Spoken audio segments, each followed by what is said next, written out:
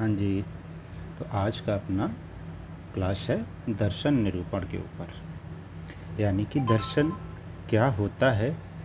ठीक है, दर्शन से क्या समाज पे प्रभाव पड़ता है, यानी सृष्टि की विकास क्रम में दर्शन की कितनी योगदान रहा है, और एक व्यक्ति के शारीरिक विकास और वाचिक विकास के बीच दर्शन का कितना अहम भूमिका होती है, इनको समझेंगे। दर्शन के अंतर्गत क्या चिंत्य विषय होते हैं, अर्थात बोलने का मतलब है कि यदि कोई भी व्यक्ति अपना पॉइंट ऑफ व्यू रखता है तो उसको अपने अंदर कुछ बातें होंगी या कुछ मत होंगे जिसको अपनी बात रखने से पहले खुद को संतुष्ट करना पड़ेगा। ठीक है, जब वो स्वयं संतुष्ट होगा, यानी कि चिंत्य विषय बोलते हैं, जो जिसमें आदमी स्वयं संतुष्ट होता है। तो दर्शन के क्या चिंत्य विषय होते हैं, यानी कि दर्शन आप किसी को समझाओगे तो उसके लिए आपको क्या चिंत्य विषय होना चाहिए। आप अपना दर्शन किसी को रखोगे तो उसके क्या चिंत्य विषय होना चाहिए, उसको समझेंगे।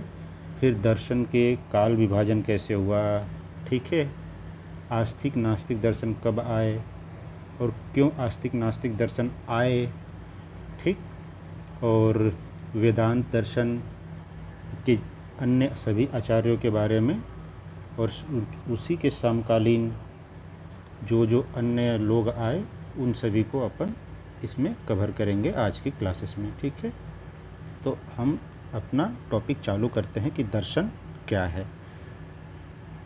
तो आपको स्क्रीन पे कुछ कोटेशन दिख रहे होंगे, ठीक है, दर्शन परिचय लिखा हुआ और 2 कोटेशन दिख रहा है। तो सबसे पहली बात ये रही कि दर्शन होता क्या है। तो दर्शन को आपको छोटा सा एग्जांपल से समझाते हैं।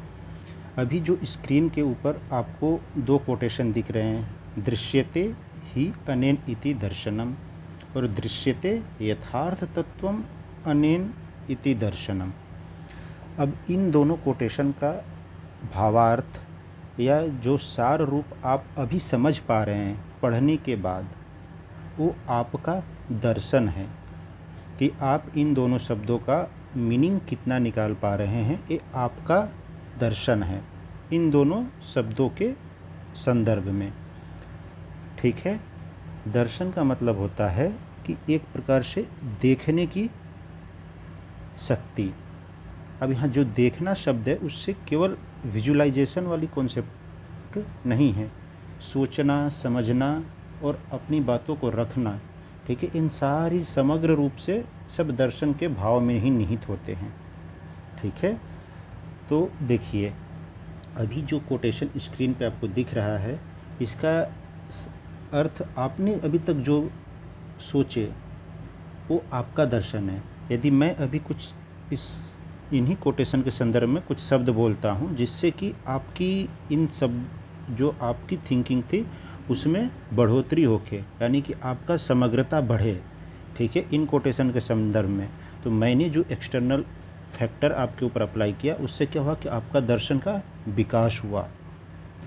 हो सकता है मैं कुछ ऐसी बात बताऊं जिससे कि आप ये जो कोटेशंस के अपने अर्थ निकाले थे उससे और कम समझ पाएँ, यानी कि आपकी दर्शन का संकीर्ण हो जाए। ठीक है, तो ऐसी स्थिति में यानी बाह्य फैक्टर जो है वो आपके दर्शन को संकीर्ण भी बना सकता है। यानी कहने का मतलब है कि जो दार्शनिक सोच होती है उस पर समाज का और समाज में रहने वाले लोगों का अहम प्रभाव पड़ता है। ठीक है, अब देखिए, अब मैं इसका सरल हिंदी बता देता हूँ। ठीक है, दृश्यते ही अनेन इति दर्शन, इसका मतलब होता है कि सत्य और असत पदार्थों का ज्ञान ही दर्शन है।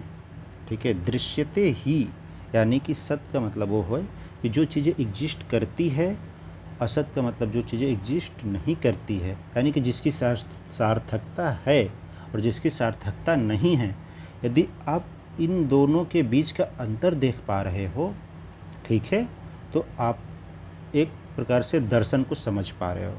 यानी कि यहाँ पे जो सत्य और असत्य जो भाव है उसके लिए जो दूसरा कोटेशन है उसके अंतर्गत क्या बताया गया है कि दृश्यते यथार्थ तत्वम अनेन इति दर्शनम, यानी कि यहाँ पे और जस्टिफाई किया है यथार्थ तत्वम। आप देख पा रहे हो किसी भी दो ऑब्जेक्ट को, ठीक है, लेकिन उसके यथार्थ भाव को समझ पा रहे हो, वही दर्शन होता है। जैसे एक एग्जाम्पल से समझते हैं। क्या है कि मान लीजिए जल और पानी, ठीक है, दो शब्द हैं। जल और पानी कहने का जो शब्दार्थ रूपी है एक ही है, ठीक है। एक शब्द मैं आपको समझाता हूँ। कोई भी एक वर्ड होती है तो उसके तीन संदर्भ में समझते हैं उससे। एक तो होता है शब्दार्थ, ठीक है, एक होता है भावार्थ, एक होता है तत्वार्थ। तो जितने भी पर्यायवाची शब्द होते हैं वो केवल शब्दार्थ रूप में समान होते हैं। जैसे मैंने अभी एग्जाम्पल दिया जल और पानी का, तो जल और पानी मीनिंग एक ही है दोनों का, ठीक है, केवल शब्दार्थ रूप में वो समान है, लेकिन भावार्थ उनका समान नहीं है। भावार्थ हम बताएंगे, ठीक है। तत्वार्थ वो तो और ज़्यादा डिफरेंट होगा, यानी कि एक सामान्य से जब आप विशेष की तरफ बढ़ोगे, ठीक है, तो आपको अंतर दिखेगी। तो यहाँ पे जो कोटेशन में बताया गया है कि यथार्थ तत्वम, ठीक है, जो यथार्थ तत्वम का ही मतलब यही है कि आप सामान्य से विशेष की ओर बढ़ो। जब तक आप सामान्य में रहोगे तो आपकी दृष्टि में चीज़ें नहीं दिख पाएंगी, यानी कि आप उसको दर्शन रूप में नहीं ला सकते हो। जैसे ही आप विशेष की तौर पर जाओगे तो विशेष में पृथक का भाव आता है, ठीक है। जैसे चीज़ें पृथक होखेंगी तो आपको ज़्यादा क्लियर समझ में आएगा। यानी कि देखिए, अब मैं अपने एग्जाम्पल पे आता हूँ। आपको 3 शब्द समझा दिया कि किसी भी शब्द के लिए शब्दार्थ, भावार्थ, तत्वार्थ होते हैं। यदि आप शब्दार्थ तक रह जाओगे तो आपका दर्शन केवल शब्दार्थ तक रहा और आपको समग्र नॉलेज नहीं हुआ। यानी आप भावार्थ तक जा रहे हो तो आपकी दर्शन थोड़ी सी अच्छी है एज कम्पेयर टू शब्दार्थ तक आपको ज्ञान होने की तुलना में, ठीक है। तत्वार्थ जान रहे हो तो फिर तो आप काफ़ी अच्छी आपकी दर्शन है, ठीक। अब देखते हैं कि पूर्व एग्जाम्पल के ऊपर बात करते हैं। हमारा एग्जाम्पल था एक जल है और पानी है, इसमें यथार्थ तत्व का क्या भाव है उसको समझाने के लिए लिया गया था, ठीक है। तो देखिए, जल जो शब्द होता है इसमें सूचिता छिपी रहती है। सूचिता यानी कि पवित्रता।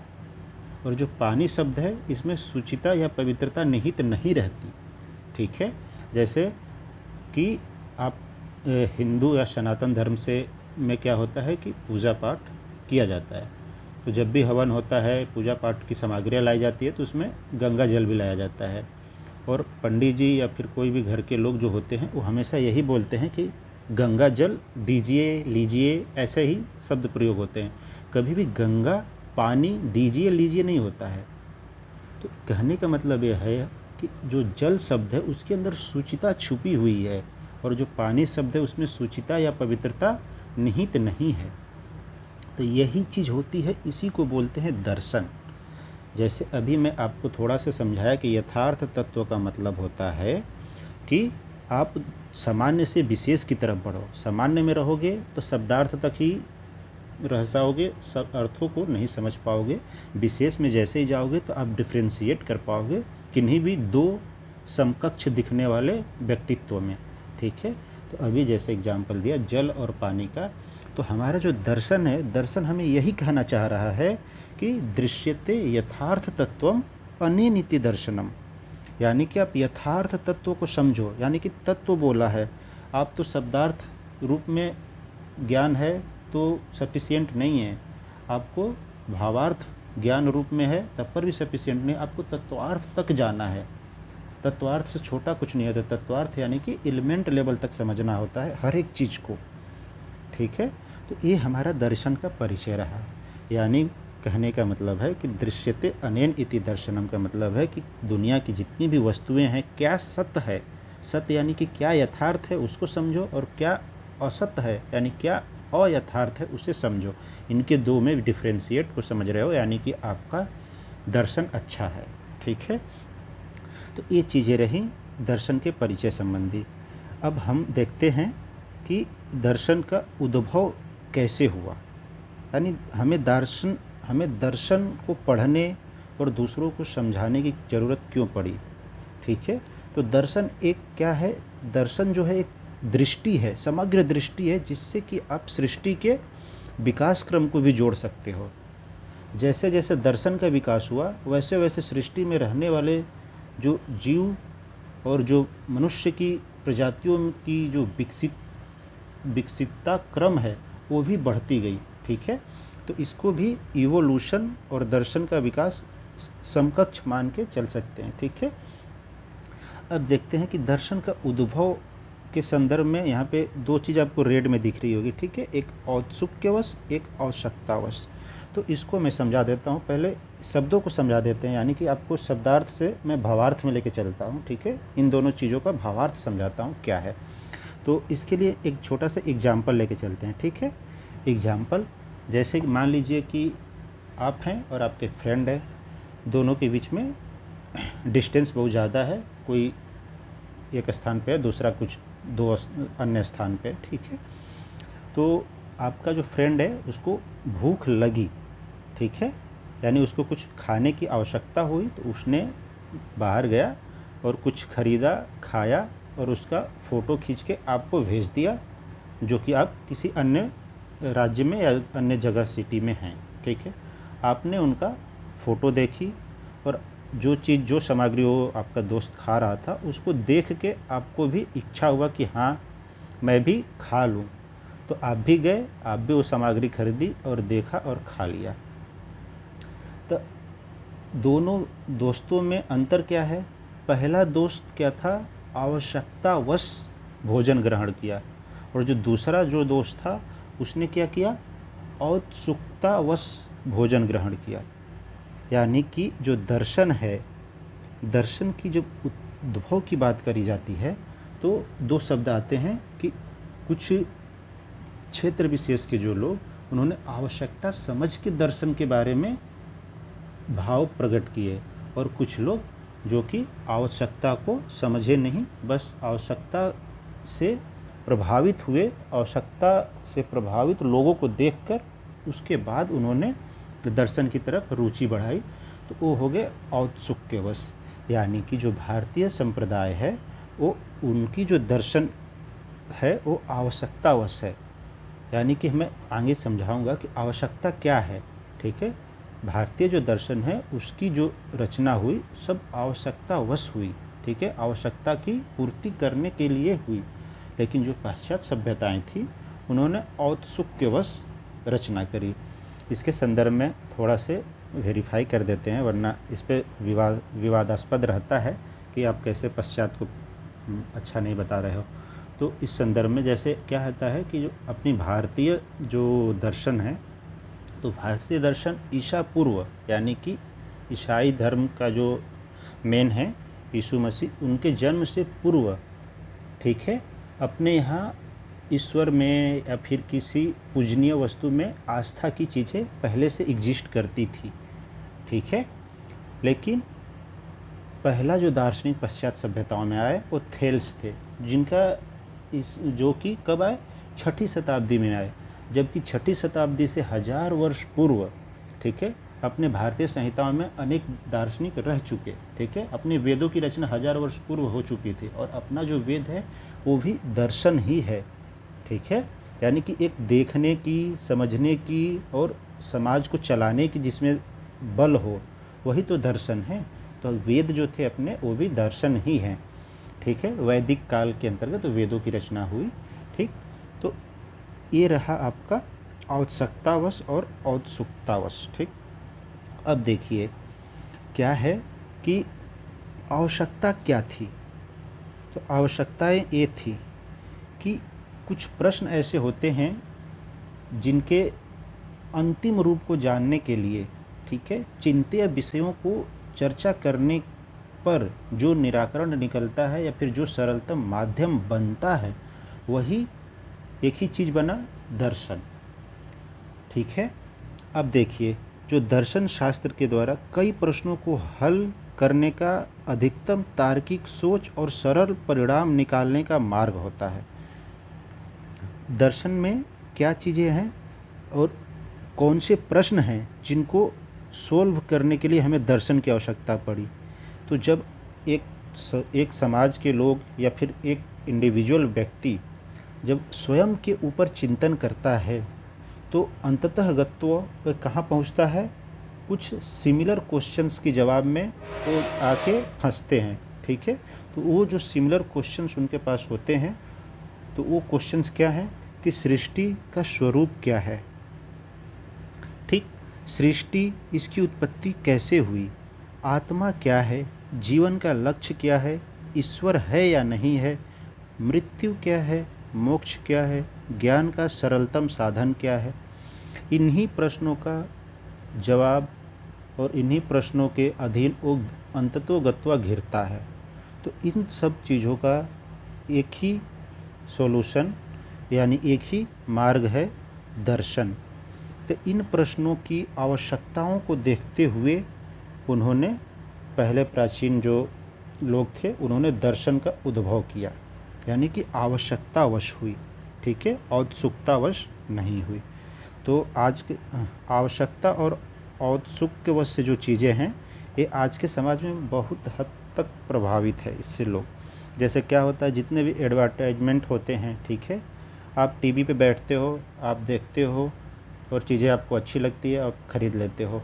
आपने अपनी आवश्यकता को नहीं देखा, बस औत्सुकताओं को देख के ख़रीद लेते हो। यानी कि जितनी भी एडवर्टाइजमेंट की, जितनी भी प्रचार के द्वारा जो भी चीज़ें बेची जाती हैं, उसमें क्या होता है कि सामने वाले व्यक्ति की आवश्यकताओं को दबा दी जाती है और औत्सुकवश आदमी उन चीज़ों की तरफ आकृष्ट होता है। ठीक है, तो आवश्यकता और औत्सुक्य क्या है, इसको अपने जीवन पे समझ के अप्लाई करें तो ज़्यादा आपके लिए सेहतमंद और फ़ायदेमंद रहेगा।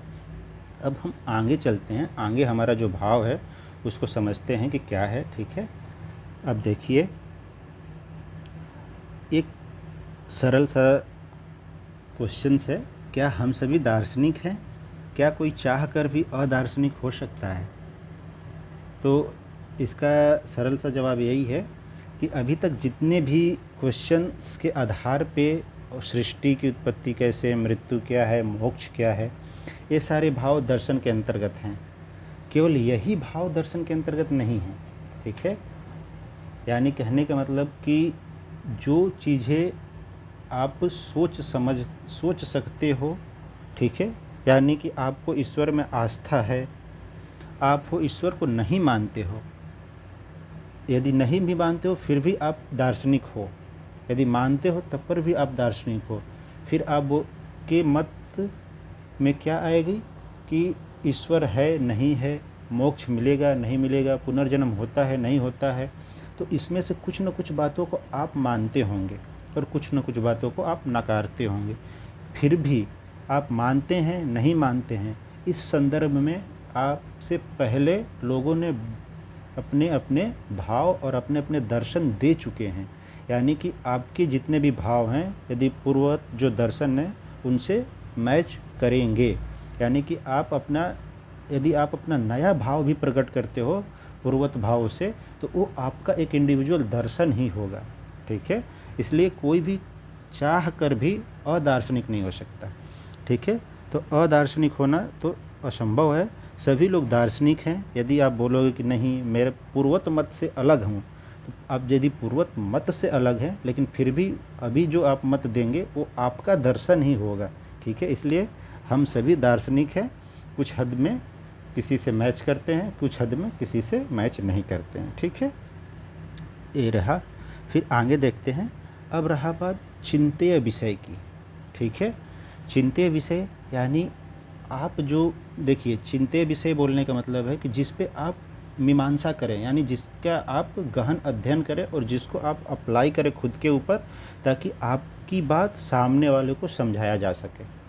ठीक, इसको बोलते हैं चिंतेय विषय। तो कोई भी दर्शन, न्याय दर्शन, वैशेषिक दर्शन, अन्य जितने भी दर्शन हैं, उन सभी ने अपने दर्शन के अंदर इन कुछ बातों पे चिंतेय विषय को अच्छे से गहन अध्ययन के उपरांत, ठीक है, इसके बाद उन्होंने अपने शब्दों को या अपने दर्शन के भाव व्यक्त किए। यानी कि आपको अपना दार्शनिक भाव रखना है, तो इन चीज़ों के ऊपर आपका विचार रहना चाहिए। ठीक है, यानी ज्ञान मीमांसा की आप चिंतेय विषय यानी कि चिंतन किया हुआ होगा, तत्व मीमांसा, नीति मीमांसा, तर्कशास्त्र और सौंदर्य शास्त्र। ठीक है, तो इन विषयों पर आपका क्या रहेगा, विचार दिखेगा। ठीक है, यानी कि चिंत्य विषय को ऊपर चिंतन करके इसके बाद एक सुदृढ़ दर्शन प्रस्तुत होता है। ठीक है, अब नेक्स्ट देखते हैं। अब क्या है कि भारतीय दर्शन का काल विभाजन, यानी कि जो भारतीय दर्शन है वो कब से और अब तक, यानी रजनीश ओशो, ठीक है, या वेद से लेके ओशो तक की जो क्रम है। ओशो एक दार्शनिक थे, ठीक है, आधुनिक दार्शनिक में आ जाएंगे वो। ठीक है, और वैदिक काल है आपका, और आधुनिक काल तक जो दर्शन का विकास हुआ और क्रम कैसे था, उन सभी के लिए जो काल विभाजन है, यानी कि सबसे प्रथम में वैदिक काल, जिसमें दर्शन के तौर पे क्या चीज़ें काम आई, तो हमारी वेद आई।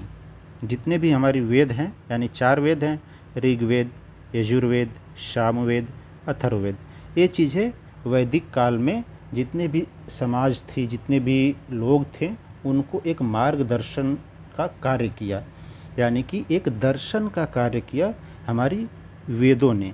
तो वेद, उपनिषद, ठीक है, वेदों के बाद उपनिषद लिखे गए, पुराण लिखे गए, तो ये जो चीज़ें थी, तो अब आगे आए तो महाकाव्य काल आ गया। ठीक है, इसमें रामायण, महाभारत और पुराण, तो ये सारी चीज़ें, ये भी एक दर्शन दिए लोगों को, एक दृष्टि दी कि परिवेश में कैसे रहते हैं, कैसे जीविकोपार्जन करते हैं, तो यानी कि समग्र एक दृष्टि देना जिससे कि एक समाज के विकास हो सके।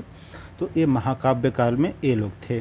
फिर सूत्र काल में आए सांख्य दर्शन, योग दर्शन, न्याय, वैशेषिक, मीमांसा, यानी कि ये 6 हैं जो कि एक पेयर्स के रूप में चलते हैं। ठीक है, तो इसी को षड दर्शन बोलते हैं या सनातन दर्शन बोलते हैं। ठीक, और अब आया है आधुनिक काल। तो आधुनिक काल में तो यहाँ पे दर्शन तो उतने नहीं हैं, लेकिन यहाँ पे नियो वेदांता, वेदांत दर्शन, ये जो कॉन्सेप्ट है, इनके जो भाष्यकार लोग थे या इनके जो समर्थन में जो लोगों ने कथन कही या जो उन्होंने स्वीकृत करी और समाज में कुछ एक अलग दर्शन के रूप में प्रस्तुत करने की कोशिश करी, वो सभी लोग आधुनिक काल में आ गए। जैसे स्वामी विवेकानंद का नाम आप लोगों ने सुना होगा, राजा राम मोहन राय समाज सुधारक थे, लेकिन इनका भी दर्शन पे प्रभाव है। ठीक है, महात्मा गांधी, ठीक, ये वैष्णव वेदांतों को मानते थे और नियो वेदांत के मत में भी काफ़ी हद तक ये सहयोग रहा इनका। ठीक है, स्वामी दयानंद सरस्वती, ठीक, तो ये अपना काल विभाजन हो गया। ठीक है, इसमें क्या है कि वैदिक काल, महाकाव्य काल, सूत्र काल और आधुनिक काल, इसमें कौन कौन से चीज़ें थी जो दर्शन के रूप में लोगों को विकसित करी। फिर इसके बाद आता है वेद और उपनिषद के बारे में छोटे से भाव देख लेते हैं। ठीक है, देखिए क्या है कि अपने जो वेद थे, 4 वेद हैं, 4 वेद, ऋग्वेद, यजुर्वेद, सामवेद, अथर्ववेद। इन वेदों का 1500 ईसा पूर्व ही रचना हो चुकी थी। अब कुछ जो दर्शन है उनका कहना है कि वेदों की रचना ईश्वर ने करी, जैसे न्याय दर्शन के मत में आता है। मीमांसा में आता है कि ये अकृत्य है। ठीक है, यानी वेदों की रचना अकृत्य है, किसी ने रचना नहीं करी, प्राकृत रूप में है। किसी ने अपने दर्शन भाव में बोला कि पता नहीं, ठीक है, यानी अज्ञात है, यानी कि वेदों की रचना ऐसे कुछ। फिर वेदों में के 4 भाग होते हैं, संहिता, ब्राह्मण, आरण्यक, उपनिषद। वेदों के 4 भाग होते हैं और पढ़ने का भी क्रम ऐसे ही कुछ रहता है। ठीक है, पहले संहिताओं को पढ़ो, ब्राह्मण को पढ़ो, आरण्यक को पढ़ो, फिर उपनिषद को पढ़ो, तो ऐसे कुछ क्रम होते हैं। तो क्या है कि इसमें जो संहिता है, इसका क्या अर्थ होता है? संहिता का मतलब है कि वेदों का वो अंश या वो भाग जहाँ पे मंत्र वाला हिस्सा, मंत्र वाला चीज़ें वर्णित हो, वो संहिता हो गई। फिर ब्राह्मण किसको बोलते हैं? जिसमें विधि विधान से पूजा करना, अनुष्ठान करने की चीज़ें, वो ब्राह्मण। आरण्यक क्या है? यानी कि जो जंगल में रह के आचरण व्यवहार वाली चीज़ें होती है, उसको आरण्यक बोलते हैं। और उपनिषद क्या होता है? तो उपनिषद के लिए बताया गया है कि उपनिषद का अर्थ है कि गुरु के समीप बैठकर उनके उपदेशों का सुनना। ठीक है, उपदेशों को सुनना, यानी कि उपनिषद जो है वेदों का अंतिम हिस्सा भी बोला जाता है इसको। ठीक, उपनिषद में बताया जाता है कि उपनिषद को वेदांत भी कहा जाता है, क्योंकि जो उपनिषद है वेदों का अंतिम भाग है। ठीक, तो उपनिषद की जो धार्मिक और दार्शनिक विचार भी दिए गए हैं। अब कुछ चीज़ें आती हैं जो वेदों में क्या है ना कि असंतुष्ट रूप में मौजूद है। ठीक है, असंतुष्ट रूप में, जैसे कि कुछ कुछ ऐसे चीज़ें हैं जिसमें वेदों में असंतुष्ट यानी अपर्याप्त रूप में उस पर बल दिया गया है। जैसे आत्मा क्या है, आत्मा के बारे में बताया गया है वेदों में, लेकिन क्लियर उस पर कहाँ हुआ, उपनिषद में हुआ। पुनर्जन्म का भाव वेदों में है, लेकिन उपनिषद में और ज़्यादा उसको जस्टिफाई करके रखा गया। मोक्ष का भी भाव वेदों में है, उपनिषदों में और अच्छे से रखा गया। ठीक है, तो ये सारी जो चीज़ें हैं यानी कि स्टेबल रूप उपनिषदों तक आने के बाद मिला। ठीक, और कुछ यहाँ पे उपनिषद का नाम दे रखा है, जैसे कालखंड के अनुसार ही है। ठीक है, बृहद आरण्य, छंदो उपनिषद, ईश और केन, ठीक है, ऐत्रेय, तैत्तिरीय और कौशिकी, ठीक है, मुंडक, श्वेताश्वर, ठीक है, प्रश्नमैत्री और मांडुक्य उपनिषद, ये सब उपनिषद थे। अब अपन देखते हैं कि दार्शनिक जो भाव हैं इनका श्रेणी विभाजन कैसे हुआ। अभी तक क्या था कि अभी हमने जो देखा कि भारतीय दर्शन के लिए क्या चीज़ें प्रयोग में हुई, तो वेद, उपनिषद, पुराण, महाकाव्य, ठीक है, ये सब चीज़ें दार्शनिक भाव के लिए थी। ठीक है, अभी तक लोग जितने भी थे उनके अंतर्गत वेदों को मानना और वेदों को अनुकरण करना, ठीक है, यही चीज़ बचा था। पहले ऐसे ही था कि वेदों का अनुकरण, अभी तक लोगों के बीच वैसे कुछ चीज़ें नहीं थी। फिर क्या हुआ कि वेदों का श्रेणी विभाजन की बात कैसे आई, तो वेदों में क्या हुआ, वेदों का जब आदमी ज्ञान किया, चिंतन किया, वही जो चिंत्य विषय थे वेदों को पढ़े और उनके चिंत्य विषयों को जब अपने अपने चिंत्य विषयों को जब लोगों ने लगाया तो उनका ज्ञानवर्धन हुआ। उस ज्ञानवर्धन से उनकी खुद की दृष्टि या दर्शन बनी। ठीक है, जब खुद की दृष्टि दर्शन बनी तो समग्रता की खोज में, ठीक है, समग्रता की खोज में उन्होंने पूर्व की जो बातें थी उससे कुछ लोग संतुष्ट हुए, कुछ असंतुष्ट हुए। तो दो तबके बने ना, संतुष्ट और असंतुष्ट की। तो यहीं से हमें वेदों का श्रेणी विभाजन की नींव पड़ गई। तो कुछ जो लोग वेदों को, ठीक है, स्वीकृत किए उनको आस्तिक दर्शन के अंतर्गत रख दिया गया। जो लोग वेदों को अस्वीकृत किए यानी नकारे, उनको नास्तिक दर्शन के अंतर्गत रखा गया। आस्तिक और नास्तिक दर्शन का जो विभाजन है वास्तविक शब्दों में पूछा जाए तो यही भाव होनी चाहिए कि वेदा अनुकूल होना आस्तिक है और वेद के विपरीत होना या वेद विरोधी होना नास्तिक है। यदि कोई बोलता है ईश्वर को मानना आस्तिक है, ईश्वर को न मानना नास्तिक है, मोक्ष की यदि विषय संबंधी बात करें तो जो मानते हैं वो आस्तिक, जो नहीं मानते वो नास्तिक। नहीं, तो यदि ऐसे भाव रखेंगे तो कुछ जगह जो होता है इन बातों से हम जस्टिफाई नहीं कर पाएंगे। इसलिए आस्तिक और नास्तिक का जो संदर्भ होता है वेदा अनुकूल और वेद विरोधी से होता है। ठीक है, अब देखिए कि आस्तिक दर्शन में जब पूरी समाज सोसाइटी थी तो वो कौन कौन भावों में विभक्त हुए। ठीक है, तो देखिए आस्तिक दर्शन जो वेद अनुकूल थे तो वही जो षड दर्शन हैं यानी सनातन दर्शन, हिंदू दर्शन, तो ये 6 जो थे ये आस्तिक दर्शन है, यानी कि इनके भावों में जो वेदों में बताया गया है उसको स्वीकृत करने की और उसको फॉलो करते हुए यानी उसका अनुकरण करते हुए इन्होंने अपने दर्शन के भाव रखे।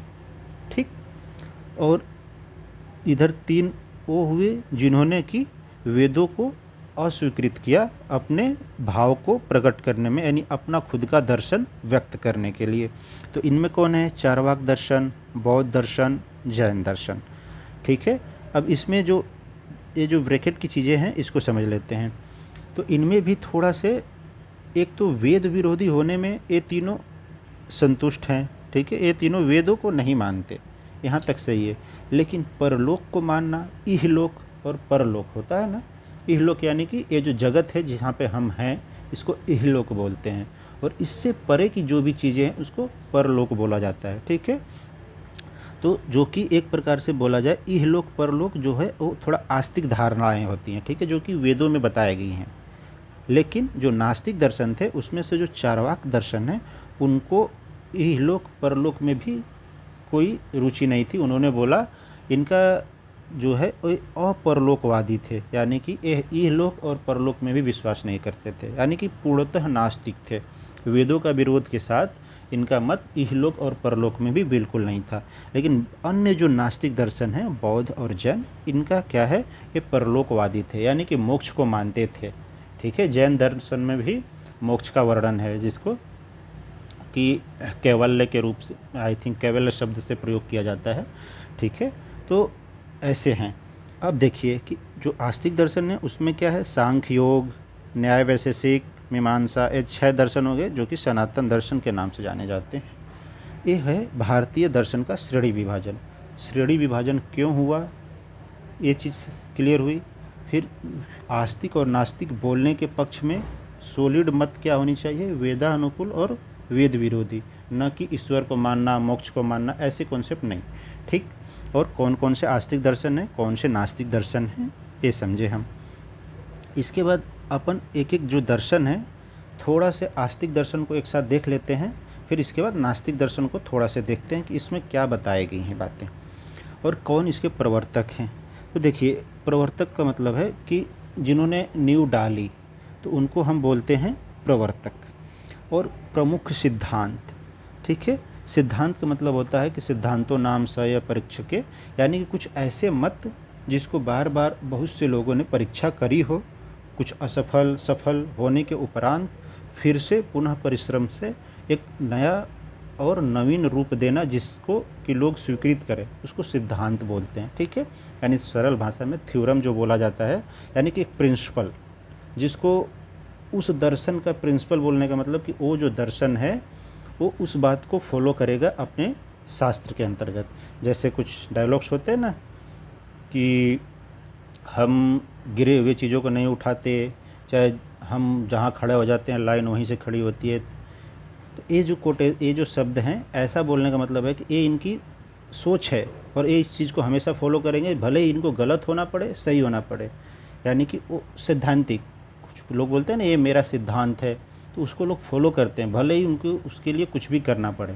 तो सेम वैसा ही कॉन्सेप्ट यहाँ पे भी आता है। जो सांख्य दर्शन है, तो सांख्य दर्शन के जो सिद्धांत के तौर पे जो इन्होंने चीज़ें अपनाई है, वो सत्कार्यवाद और परिणामवाद को अपनाई।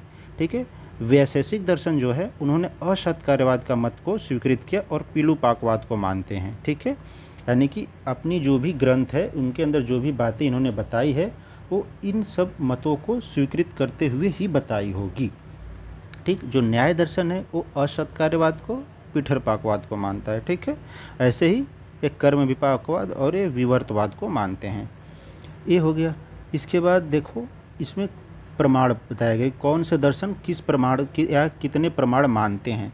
तो प्रमाण बोलने का मतलब ये होता है कि देखिए, प्रमाण से क्या होता है, किसी भी चीज़ की सार्थकता सिद्ध होती है, वो सत्य है या असत्य है। जो यथार्थ तत्व का जो ज्ञान है, उसमें भी प्रमाण का बहुत रोल होता है। ठीक है, तो देखिए यहाँ पे जैसे सांख्य दर्शन है, वो 3 प्रमाण को मानता है, प्रत्यक्ष, अनुमान और शब्द। ये जो शब्द है ना, शब्द का मतलब होता है आप्तोपदेश। आप्तोपदेश यानी कि आपसे जो पूर्ववर्त लोगों ने या फिर जो पूजनीय लोगों ने जो कथन कहे हैं, आप उसको स्वीकारते हो। ठीक है, उसको शब्द बोलते हैं। यानी कि आप वेदों को मानते हो, जितने भी वेदों को मानते हैं वो सब चीज़ें क्या है, आप्त वचन है, किसी बड़े और पूजनीय व्यक्तियों के द्वारा कथित कथन है। तो वो जो कथित कथन है, आप उनको एज इट इज़ स्वीकार लेते हैं। तो ये चीज़ें क्या है, शब्द है या आप्तोपदेश है। तो सांख्य दर्शन के कितने प्रमाण थे, प्रत्यक्ष, अनुमान और शब्द।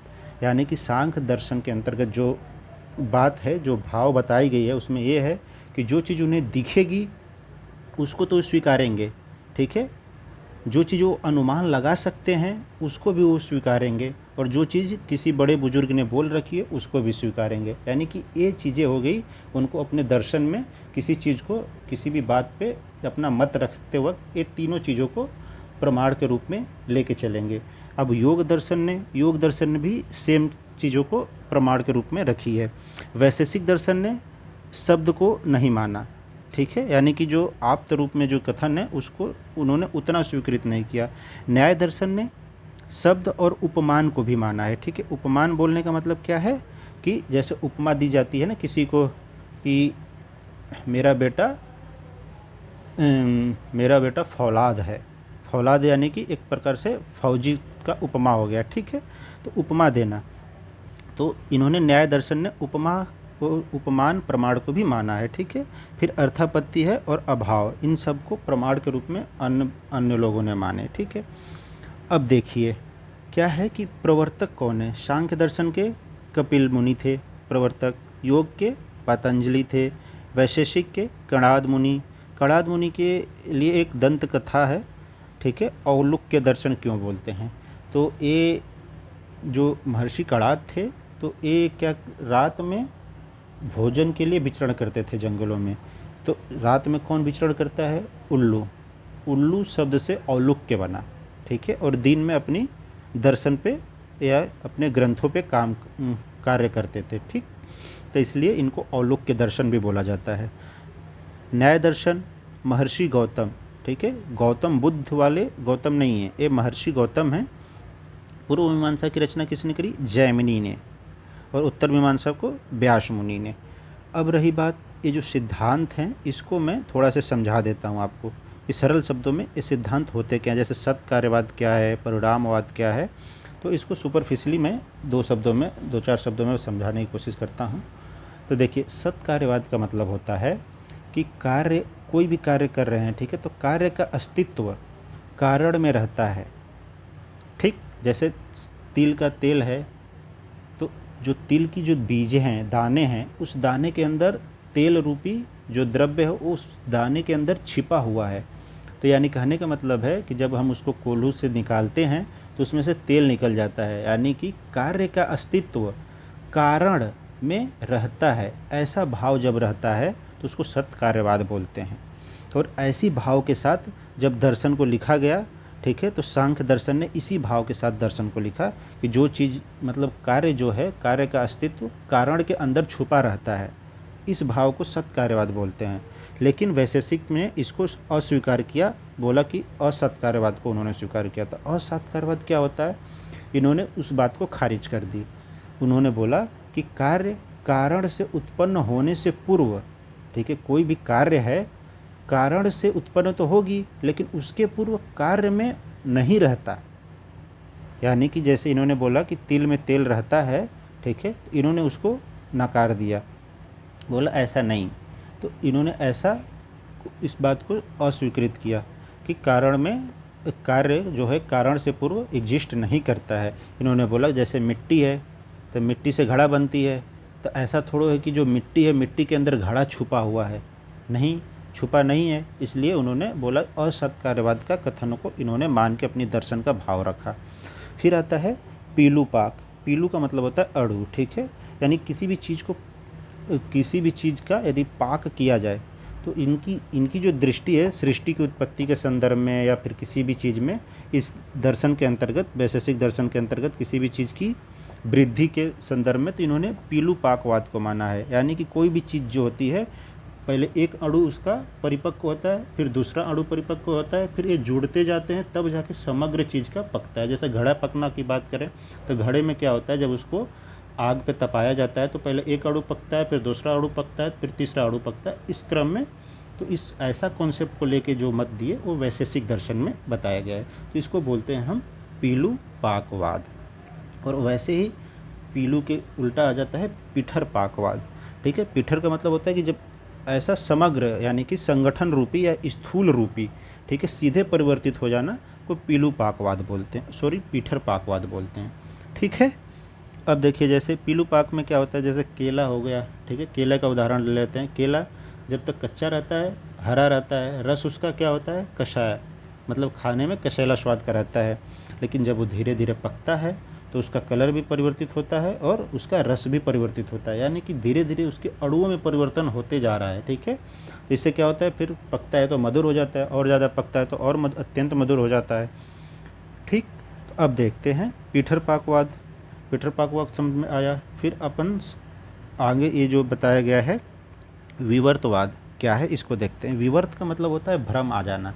जैसे कि होता क्या है कि रस्सी है, रस्सी अंधेरे में है तो आपने उसे सांप समझ लिया, ये विवर्तवाद के अंतर्गत आ जाता है।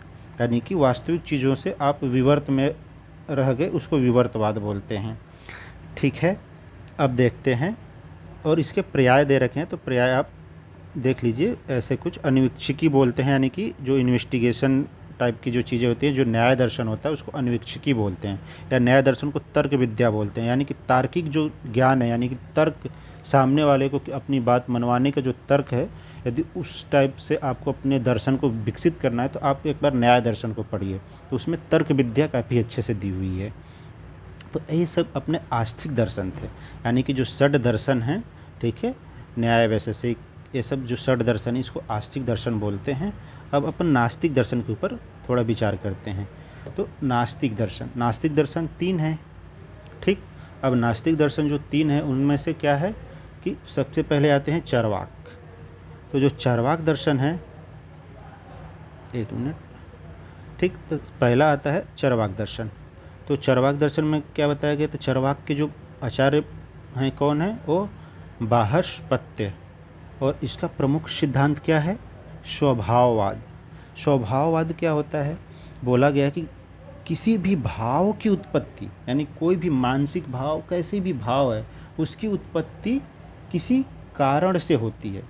यानी कोई किसी को मारता है, पीटता है, या कोई भी एक्टिविटीज़ करता है, उसके पीछे कोई ना कोई भाव छुपा है, और उस भाव के पीछे कोई ना कोई कारण है, परंतु उसके विनाश में कोई कारण नहीं होता, ठीक। और इनके जो प्रमाण थे, इन्होंने केवल प्रत्यक्ष को माना। यानी चार्वाक दर्शन के जो मत हैं, चार्वाक दर्शन का ऐसा कुछ मत है कि यावत जीवेत सुखे जीवेत ऋण कृत्वा धृतम पिबेत भस्मीभूतस्य देह पुनरागमन कुतः। यानी इनका ऐसा कुछ मत है कि जब तक जीवित हो सुख चैन से जियो, ऋण लेके भी धृत पीना पड़े तब पियो, एक दिन क्या होना है, भस्मीभूतस्य देह, यानी जो शरीर है वो भस्मीभूत हो जाएगी, यानी कि भस्म के रूप में बदल जाएगी।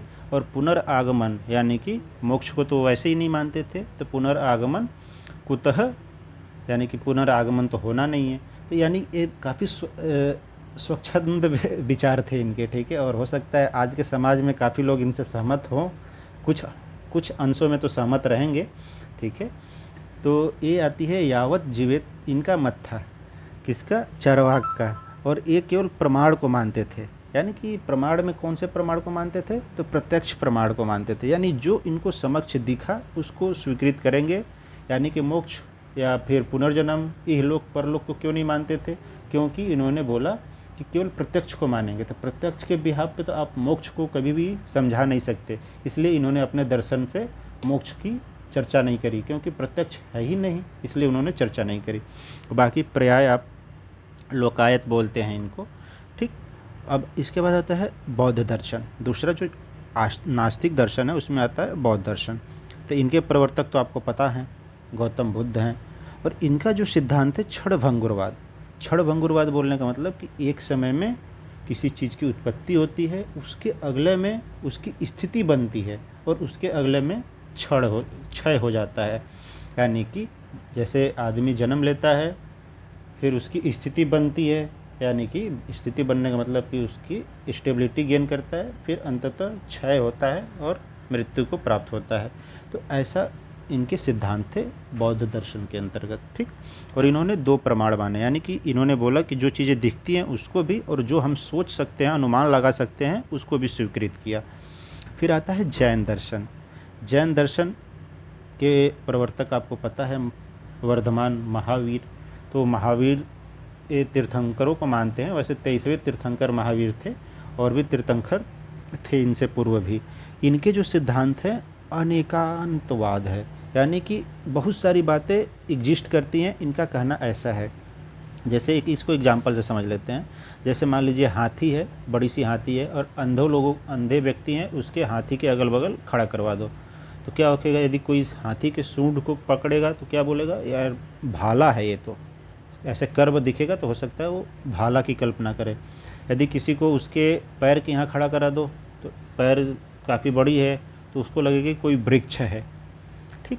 यानी कि ऑब्जेक्ट तो क्या है, वास्तविकता में यथार्थ या सत्य क्या है कि हाथी है, लेकिन हम सब अपनी अलग अलग दृष्टि से, यानी हम जितना सोच पा रहे हैं उसके पॉइंट ऑफ व्यू से, किसी ने उस हाथी को भाला बोला, किसी ने वृक्ष बोला, किसी ने यदि उसके कान को टच किया तो क्या बोलेगा, ये तो बड़ा सा पंखा है। ठीक, तो कुछ कुछ भी परिकल्पनाएं कर सकते हैं, यानी सबकी अलग अलग दृष्टि और दर्शन हो सकती है, अपितु कि वास्तविकता कुछ और है। तो इन्होंने क्या बोला कि अनेकांतवाद को इन्होंने अपना प्रमुख सिद्धांत बताया।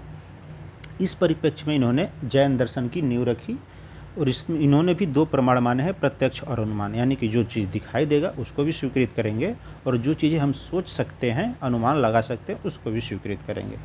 ठीक है, तो यहाँ तक नास्तिक दर्शन। अब तक क्या था कि आस्तिक और नास्तिक दर्शन को हमने समझा। अब इसके बाद की जो चीज़ें हैं, वेदांत दर्शन। अब वेदांत दर्शन हमने अन्य दर्शनों की उतना चर्चा नहीं करी, ठीक है, थोड़ी सी बस प्रवर्तक और उनके मूल सिद्धांत क्या हैं जो कि इम्पोर्टेंट हैं समझने के लिए। अब आते हैं वेदांत दर्शन की बात करते हैं। तो वेदांत दर्शन की बात करना क्यों ज़रूरी है? देखिए, अभी तक जो विकास क्रम चल रहा है वेदों की, हम अभी वेदों की विकास क्रम में चल रहे हैं, ठीक है। तो वेदों की जो विकास क्रम है, पहले तो दो धाराओं में बट गई। पहले सबसे पूर्व में क्या थी स्थिति, वेदों को लोग अनुसरण करते थे और उससे अनुसरण करके सृष्टि में जो भी लोग थे चल रही थी अच्छी खासी ज़िंदगी। फिर क्या हुआ कि उस वेदों का अनुसरण से उसके जो चिंत्य विषयों को लोगों ने स्वयं पर अप्लाई किया, तो वहाँ से दो टुक में विभाजित हुए, आस्तिक भाव आए और नास्तिक भाव आए, तो दर्शन दो भाग में विभाजित हो गया।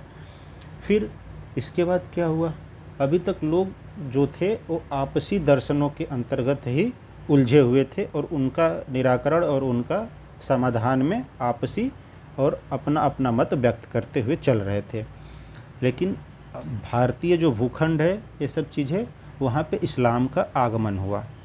जब इस्लाम आए तो जब तक दो व्यक्ति आपस में तब तक लड़ रहे होते हैं जब तक कोई तीसरा न रहे। जैसे ही कोई तीसरा आता है तो लोग अपनी बचाने की सोचने लगते हैं। तो ऐसी ही कुछ चीज़ें यहाँ पे भी है। जब इस्लाम की क्या बोलते हैं, भारतीय भूखंड में जब प्रवेश हुआ तो लोग जो दर्शन के भाव थे थोड़े से बदले, यानी कि सारी जो दर्शन शास्त्र थे, षड दर्शन, आस्तिक, नास्तिक, इनकी नींव तो पड़ चुकी थी। ठीक, अब इसके बाद क्या हुआ कि लोगों ने जैसे इस्लाम का आगमन हुआ, वहाँ से वेदांत की नींव पढ़ने चालू हुई। वेदांत दर्शन किसी एक व्यक्ति, जैसे अभी तक हमने पढ़ा जैन दर्शन तो महावीर उसके प्रवर्तक, बौद्ध दर्शन तो गौतम बुद्ध प्रवर्तक, उसमें कोई एक प्रवर्तक थे, बाकी सब अनुयायी लोग उनको प्रचार प्रसार करके दर्शन को विकसित करवाए। लेकिन अपितु अब क्या है, वेदांत दर्शन की यदि बात करेंगे तो वेदांत दर्शन में कोई एक बड़ा प्रवर्तक के रूप में नहीं है, सब ने छोटे छोटे लोगों का काफ़ी योगदान रहेगा इसमें। ठीक, लेकिन फिर भी प्रवर्तक माना जाता है वेदांत का वेद व्यास जी को, जो कि पराशर के पुत्र थे, यानी व्यास पराशर के पुत्र हुआ करते थे। अब वेदांत दर्शन क्या है? वेदांत दर्शन एक्चुअली अन्य जितने भी प्रस्थान त्रयी के जो घटक हैं उनको पढ़ने के बाद एक अपना भाव या सार संग्रहित रूप में, न अति संक्षेप विस्तरम का जो भाव होता है वैसे करके, यानी न अति संक्षेप न अति विस्तार करके जो चीज़ें बताई गई उसको वेदांत बोला गया। ठीक है, यानी उपनिषद, भागवत गीता और ब्रह्मसूत्र, ये तीनों को प्रस्थान त्रयी बोलते हैं। और प्रस्थान त्रयी जो है, इसका जो यही भाव जो है वही वेदांत का भाव है। ठीक है, वेदांत जो दर्शन है इसमें देखिए क्या है कि वेदों का अध्ययन यदि कोई व्यक्ति करना चाहे तो सबसे पहले संहिताओं का अध्ययन किया जाता है, तत्पश्चात ब्राह्मण का अध्ययन किया जाता है। ठीक है, फिर इसके बाद आरण्यक और अंततः उपनिषदों का अध्ययन किया जाता है। यानी कि एक ज्ञान को ग्रहण करने के लिए आपको चार भाव से गुजरना पड़ेगा। और उस वेदांत दर्शन में क्या है कि सभी उपनिषदों का, भगवत गीता का और ब्रह्मसूत्र का, इनका संकलन रूपी चीज़ों को अपने तरीके से प्रस्तुत किया गया। ठीक है, प्रवर्तक रूप में वेद व्यास को बताया गया। ठीक, अब देखिए कि जो वेद हैं, तो वेद के जो पूर्व भाग होते हैं उसका जो आधार है कर्म कांड, उसका आधार है। ठीक है, उसमें कर्म कांड के बारे में बताया गया है। और जो उसके उत्तर भाग हैं उसमें ज्ञान कांड के बारे में वर्णन किया है, और जिसका विवेचन वेदांत दर्शन या उत्तर मीमांसा में किया गया है। और वेदांत दर्शन में ब्रह्म, परम ब्रह्म का जो स्वरूप है उसका मार्मिक रूप निरूपण होता है। जैसे जब आप रामानुजम आचार्य का देखिए, उन्होंने वैष्णव वेदांत तो दिया है, यानी कि वेदांत दर्शन के अंतर्गत ही वैष्णव वेदांत का मत दिया है, जिसका मत है कि जो विष्णु के जो 10 अवतार हैं, ठीक है, उनका उन्होंने काफ़ी अच्छे से वर्णन किया वैष्णव वेदांतों के अंतर्गत, कि जैसे क्या बोलते हैं, वराह अवतार, ठीक, राम कृष्ण, ये जितने भी अवतार थे, बुद्ध को भी अवतार में इंक्लूड किया गया। तो ये जो चीज़ें हैं, सारे जो अवतार हैं, इनको उन्होंने काफ़ी अच्छे से, यानी कि वेदांत दर्शन के अंतर्गत ये भाव भी है। ठीक है, अब देखते हैं अपन कि इसमें जो चीज़ें वेदांत दर्शन की जो अन्य जो आचार्य जो थे, यानी जो भाष्य हुए, भाष्य बोलने का मतलब कि एक जो संकलन करने के लिए जो आपस में विचार व्यवहार के आधार पे जो बातें लिखी जाती हैं, ठीक है, यानी वेदांत दर्शन पे कई भाष्य लिखे गए, जिसमें से कुछ महत्वपूर्ण लोगों के यहाँ पे नाम है, और उनकी कुछ हम लोग चर्चाएं करेंगे कि क्या है। तो देखते हैं। देखिए, सबसे पहले आए शंकराचार्य जो हैं, इनका जो मत है थोड़ा से अलग हो गया। जैसे वेदांत दर्शन के अंतर्गत ही हैं, लेकिन इनका जो कथन है अन्यों से थोड़ा अलग था। ठीक, तो देखिए, शंकराचार्य का जो दिया गया था वो है अद्वैतवाद। इसके बाद जितने भी कथन मिलेंगे सब में वाद या द्वैतवाद ऐसे शब्द प्रयोग हो रहे होंगे। ठीक है, अब देखिए, शंकराचार्य जो थे उन्होंने ज्ञान मार्ग पे ज़्यादा बल दिया।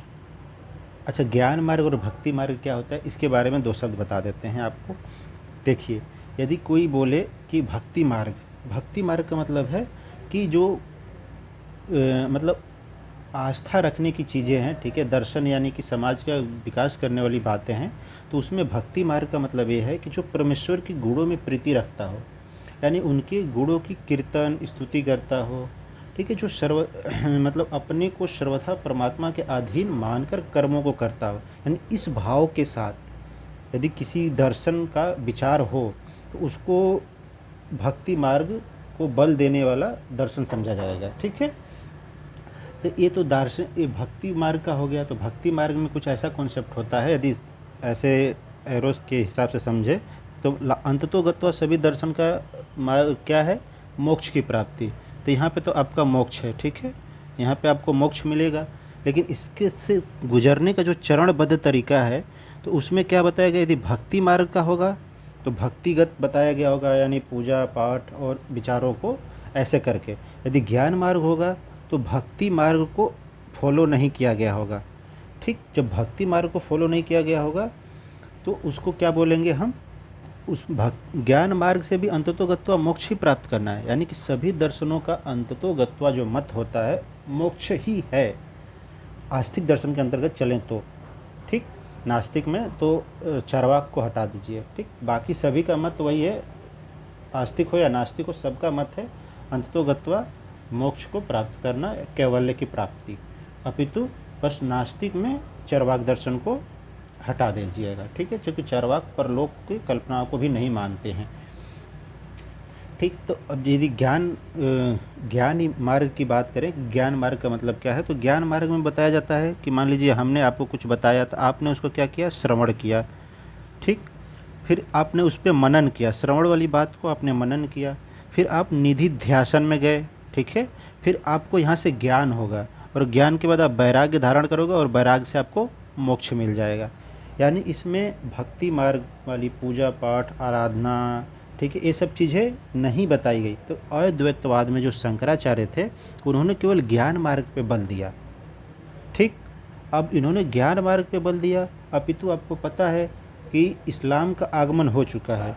यदि आप भक्ति मार्ग का वर्णन नहीं करेंगे तो लोगों का धर्मांतरण जैसी कॉन्सेप्ट आ सकती है। ठीक, तो इसलिए शंकराचार्य के तदोपरांत रामानुजाचार्य आए, उन्होंने वैष्णव वेदांतों का मत दिया। तो वैष्णव वेदांत का जब इन्होंने मत दिया तो इन्होंने कैसे समझाया चीज़ों को, कि ये अंततोगत्वा तो मोक्ष मिलना है। सारे दर्शन, बौद्ध, जैन, न्याय, वैशेषिक, सबका मत यही है, अंततोगत्वा मोक्ष तक जाना। तो इन्होंने भक्ति मार्ग का वर्णन किया। ठीक है, तो भक्ति मार्ग का वर्णन में कैसे हो सकता है? तो कोई भी व्यक्ति है, सर्वप्रथम आसुरी शक्ति उसके पास है। ठीक है, तो यानी कि वो मोह माया में जकड़ा हुआ है। ठीक है, तो उससे क्या हो ना, एक उसको देवी के रूप में, देव रूप में पहले अपने आप को सुधारना है। ठीक है, फिर इसके बाद उसको प्रेम की भाव जागृत करना है, यानी कि सब भक्ति वाली चीज़ें हैं। ठीक है, प्रेम की भाव को जागृत करना है। इसके बाद पुनः उसे भक्ति करनी है, फिर सद्गुण का साक्षात्कार करना है। भक्ति करनी है, सद्गुण का साक्षात्कार करना है, फिर निर्गुण समाधि में जाना है। निर्गुण समाधि में जाने के बाद आपको मोक्ष की प्राप्ति मिलेगी। तो ये भक्ति मार्ग होता है, यानी इस क्रम से आपको अंततोगत्वा मोक्ष मिलेगा। यानी कि वैष्णव वेदांत या विशिष्ट वेदांतवाद जो है, उसके अंतर्गत रामानुजाचार्य ने भक्ति मार्ग को बल दिया, और उस समय की परिस्थिति के अनुसार भक्ति मार्ग ही श्रेष्ठ होनी चाहिए थी। तो भक्ति मार्ग, क्योंकि बाद में लोगों ने शंकराचार्य का विरोध भी किया, हालांकि जैसे मध्व जो थे, जो द्वैतवाद जिन्होंने दिया, ठीक है, उन्होंने कठोर खंडन किया था ज्ञान मार्ग का। ठीक, यानी ज्ञान मार्ग के शंकराचार्य के अपोज में, शंकराचार्य जो हैं वो आदि गुरु शंकराचार्य हैं। ठीक है, जो कि एक प्रकार से प्रच्छन्न बौद्ध भी माने जाते हैं। और इन्होंने एक मिथ्या जो शब्द है ना, मिथ्या शब्द पे काफ़ी अच्छे बल दिया है इन्होंने। मिथ्या जो शब्द होता है, जिसको गलत लोग बोलते हैं, तो ये गलत नहीं, मिथ्या का मतलब क्या होता है कि वास्तविक और अवास्तविक से जो भिन्न होते हैं उसको मिथ्या बोलते हैं। और इसी पॉइंट ऑफ व्यू से उन्होंने अपना जो ज्ञान मार्ग पे बल देते हुए अपना दर्शन अद्वैतवाद का जो भाष्य रखा वेदांत के अंतर्गत। ठीक है, फिर इनके बाद आए रामानुजाचार्य। तो रामानुजाचार्य का क्या मत था? भक्ति मार्ग। भक्ति मार्ग मैंने बताया, अंततः अब मोक्ष मिलना है, लेकिन आपको कुछ नियम के आसुरी से भाव से आपको देव रूप में, फिर देव से प्रेम, प्रेम से भक्ति, फिर सद्गुण का साक्षात्कार करो, फिर निर्गुण समाधि रूप में जाओ और अंततः मोक्ष मिलेगी। कुछ इस क्रम में ऐसे चयनिंग करने के बाद अंततोगत्वा मोक्ष में जाना था। अब आपको मैं रामानुजाचार्य के बारे में कुछ बताते हैं। ठीक है, जैसे और देख लेते हैं थोड़ा सा। ये जो मध्व थे, यानी कि ये जो द्वैतवाद दिए, इन्होंने कठोर खंडन किया शंकराचार्य का। और भी वैष्णव वेदांत, मतलब वेदांत दर्शन के ऊपर निम्बाकाचार्य हुए, जो द्वैतावाद दिए। वल्लभाचार्य हुए, जो शुद्ध द्वैतावाद दिए। ठीक है, ऐसे करके देखा जाए तो 8 से 15वीं शताब्दी तक, ठीक है, भारतीय जो दर्शन थी वो पूर्णतः बन चुकी थी। यानी कि अब दर्शन में जैसे स्टेबल चीज़ें होती हैं ना, स्थिर हो जाना, तो वैसी टाइप की चीज़ें आ चुकी थी। तो अब देखिए, हम थोड़े से रामानुजाचार्य के बारे में चर्चा कर लेते हैं और समकालीन जो अन्य भाव उत्पन्न हुए, ठीक है, भक्ति मार्ग में, उसके बारे में विचार करते हैं। तो पहली बात, जो रामानुजाचार्य थे, उन्होंने क्या किया कि भक्ति मार्ग को काफ़ी प्रसारित किया, और वो ज़रूरी भी था उस समकालीन, क्योंकि इस्लाम का आगमन के दौरान की बातें हैं। ठीक, तो जब समकालीन की बात करते हैं तो रामानुजाचार्य के शिष्य हुए रामानंद, और रामानंद के शिष्य हुए कबीरदास। और कबीरदास की जो टिप्पणियाँ होती हैं, काफ़ी बलपूर्वक उन्होंने दोहे बताए हैं। उनके दोहे काफ़ी प्रचलित भी हुए, और उन्होंने भक्ति मार्ग को बताते हुए, और वो सही तरीके की भक्ति मार्ग, क्योंकि उस समय शंकराचार्य जो थे, उन्होंने ज्ञान मार्ग की बात करी थी, केवल ज्ञान मार्ग की बात रखी गई थी शंकराचार्य के द्वारा। तो इन्होंने भक्ति मार्ग में भी सही भक्ति मार्ग क्या है, यानी कि आस्था में भी अंधविश्वास जो जुड़ा था उसको कटाक्ष करते हुए जो ज्ञान या जो दर्शन प्रस्तुत किया समाज में, वो भी कबीरदास जी के द्वारा हुआ। ठीक है, तो एक कोटेशन आता है कि भक्ति द्रविड़ उपजी लाए रामानंद, प्रगट किया कबीर ने सप्तद्वीप नौखंड। यानी कहने का मतलब है कि भक्ति जो है वो द्रविड़ में उपजी, ठीक है, और लाए कौन? तो रामानंद जी ने लाया। ठीक है, रामानंद जी ने लाए, और रामानंद के शिष्य हुए कबीर। तो प्रगट कौन किए? कबीर ने, और सप्तद्वीप नौखंड। और इसी के समकालीन सिख दर्शन, ठीक है, गुरु गोविंद जी का भी, जो बिहार के क्षेत्र से, ठीक है, तो उनका भी सिख धर्म का भी उसी समकालीन पुनरागमन या फिर उस सिख दर्शन का बोल सकते हैं कि आगमन उस समय ही उसी समकालीन हुआ था। ठीक है, अब की बात यहाँ तक जो कॉन्सेप्ट था कि 8वीं से 14-15वीं शताब्दी तक संपूर्ण दर्शन और जो भक्ति मार्ग था काफ़ी प्रचलित हो चुका था। ठीक है, अब इसके बाद की जो बात है उसमें देख, अब आता है कॉन्सेप्ट पुनर्जागरण की, यानी कि नियो वेदांता। अब ये चीज़ें 90 सेंचुरी की बात आती है। ठीक है, कंसेप्ट ऑफ 90 सेंचुरी की यदि हम बात करते हैं, ठीक है, तो इसमें जो बात आई वो नियो वेदांत।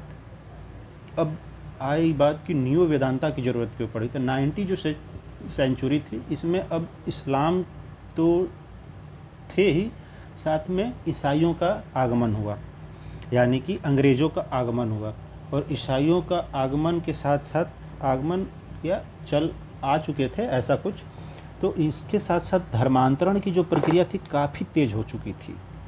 जो धर्मांतरण की जो रीति थी तो काफ़ी तेज़ हो चुकी थी। अब यहाँ पे जो दार्शनिक भाव थे, यहाँ पे कुछ ऐसे भाव प्रकट करने थे जो कि हमें लोगों, जो भी लोग आते वो उनका एस्पेक्ट होता था कि लोगों में विभाजन का भाव रखते थे। तो इससे क्या हुआ कि नियो वेदांता की कल्पना करी गई, जिसमें क्या भाव रखे गए, जिसके भाव थे कि हिंदू एक हैं, सभी संप्रदाय, ठीक है, सभी जितनी भी संप्रदाय हैं सबका धर्म एक है, ठीक है, हिंदू धर्म। इस भाव से वेदांत, नियो वेदांता का भाव रखा गया। नियो वेदांता में आप राष्ट्रीयता का भी भाव रखा गया। जब जैसे महात्मा गांधी थे तो इनका भी योगदान रहा, तो इन्होंने राष्ट्रीयता के साथ नियो वेदांता को जोड़ के रखा। वैष्णव वेदांता तो को मानते ही थे, वैष्णव वेदांत को, ठीक। नरेंद्र नाथ यानी कि स्वामी विवेकानंद, इनका भी नियो वेदांता में काफ़ी योगदान रहा, ठीक है। और भी लोग थे, रविंद्रनाथ टैगोर, राजा राम मोहन राय, ठीक, और स्वामी दयानंद सरस्वती, डॉक्टर राधास्वरूप कृष्णम, ठीक। और आज़ादी के बाद अंबेडकर जी का भी, और रजनीश ओशो एक ऐसा व्यक्तित्व था कि ये सभी जितने भी दर्शन और ग्रंथ सभी का अध्ययन कर चुका था, और अपने आप में एक प्रकार से फिलॉसफी एक और संवाद के लिए एक समग्र व्यक्ति था, जिसको संपूर्ण वेदों का और संपूर्ण दर्शनों का ज्ञाता था। देखिए, इसमें से दो लोगों के मैं थोड़ा सा चर्चा कर देता हूँ। एक तो आपको नरेंद्र नाथ के बारे में बता देते हैं, स्वामी विवेकानंद, जो कि नियो वेदांता के लिए इन्होंने क्या मत रखा गया। तो जो स्वामी विवेकानंद थे, ये एक्चुअली रामकृष्ण परमहंस के शिष्य थे। अब जब इनको एक छोटी सी कहानी है इनके संदर्भ में, कि ये रामकृष्ण परमहंस के यहाँ मिलने गए, तो रात में गए तो दरवाजे को खटखटाया, तो अंदर से आवाज़ आया किम बदंती, यानी कौन हो या कौन है। तो अब विवेकानंद थोड़ी से अच्छी पर्सनालिटी के व्यक्तित्व थे, तो उन्होंने क्या जवाब दिया, यही जानने आए हैं, ठीक है। किम बदंती यानी कौन हो, तो यही जानने आए हैं। तो यहाँ से रामकृष्ण परमहंस के साथ उन्होंने रहा, जो कि काली मंदिर के पुजारी हुआ करते थे उस समय। तो यहाँ से इनकी ज्ञान का नींव रखी गई। तो यहाँ से स्वामी विवेकानंद का अलग व्यक्तित्व आया समाज में। तो ऐसे करके जो नियो वेदांता था, तो आज़ादी के समय भी नियो वेदांता का आवश्यकता पड़ी, तो उसमें लोगों को जोड़ना और एक दर्शन के रूप में काम करना, ठीक है। तो ये आधुनिकता के अंतर्गत यदि दर्शन देखें तो नियो वेदांता आता है, ठीक है। ऐसे करके अब रही बात आज़ादी के बाद की, तो आज़ादी के बाद यदि डॉक्टर अंबेडकर को देखा जाए, तो अंबेडकर जी जो थे, मृत्यु से 1 माह पूर्व इन्होंने बौद्ध धर्म को स्वीकृत किया था। और उन बौद्ध धर्म के अंदर जो हीनयान, महायान, पहले 2 यान हुआ करते थे, ठीक है, हीनयान और महायान। और जब इन्होंने बौद्ध धर्म स्वीकृत करी, तो उसके अंतर्गत एक और यान जोड़ा जिसको नवयान बोला। तो ये बौद्ध दर्शन के अंतर्गत नवयान की स्वीकृति यानी कि डॉक्टर अंबेडकर ने दी, और जो कि आज भी चलता आ रहा है बौद्ध दर्शन के अंतर्गत, ठीक है। तो ऐसे करके अपना ओवरऑल जो दर्शन था, इसका मैंने पॉइंट ऑफ व्यू आपको समझाया। इसमें एक्चुअली है क्या कि अपन क्या सीखे, तो दर्शन की जो परिभाषाएं थी, ठीक है, यानी कि यथार्थ तत्वों को समझना ही दर्शन है, यथार्थ तक पहुंचना ही दर्शन है। फिर इसके बाद हम बाकी अन्य जितने भी आस्तिक दर्शन, नास्तिक दर्शन, सब पे विचार किए अपन लोग, ठीक। इसके बाद अपन वेदांत दर्शन का कॉन्सेप्ट देखे, किसका आगमन से क्या प्रभाव पड़ा उसको समझने की कोशिश करें। और एक लास्ट का जो है चार्वाक दर्शन, अपन अगली कभी अन्य वीडियो में सारे जितने भी षड दर्शन हैं और आस्तिक और नास्तिक सभी दर्शनों को कवर करेंगे। तब तक के लिए आज के लिए इतना ही। बाकी अभी इसके संबंधित यदि आपको कुछ प्रश्न हो, क्वायरी हो, तो आप कमेंट बॉक्स में ज़रूर बताएं, उसके समाधान किया जाएगा उसके लिए। तो आज के लिए इतना काफ़ी है। ओके, धन्यवाद।